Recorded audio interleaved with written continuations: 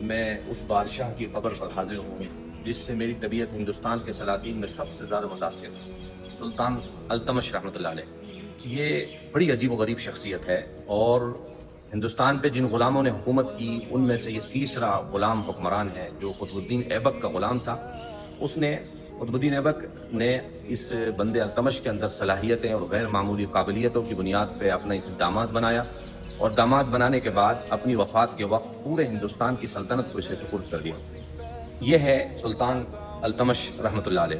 آپ نے سنا ہوگا وہ مشہور واقعہ خواجہ بختیار کاکی، قطب الدین بختیار کاکی رحمۃ اللہ علیہ کا، کہ انہوں نے اپنے انتقال کے وقت 4 شرائط لگائے تھے اپنی نماز جنازہ۔ ان میں سے ایک یہ تھی کہ میرے نماز جنازہ وہ شخص پڑھائے جس کی کبھی تہجد کی نماز فوت نہ ہوئی۔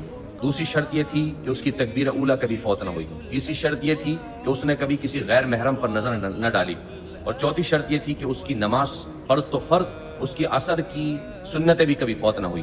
اس وقت پورے دہلی کے اندر، پورے ملک کے اندر سناٹا چھا گیا تھا، کوئی شخص آگے نہیں بڑھا تھا۔ جب وقت نکلتا جا رہا تھا اس وقت معلوم ہے کون شخص آگے بڑھا تھا؟ وہ سلطان التمش رحمۃ اللہ علیہ آگے بڑھے تھے۔ آپ تصور کیجئے کتنی بڑی شخصیت ہے یہ۔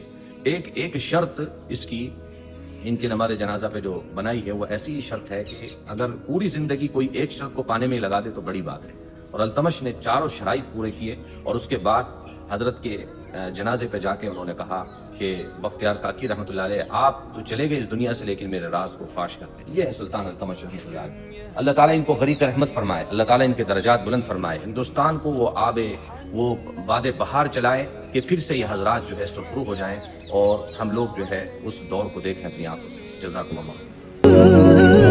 هيا نرتل هذه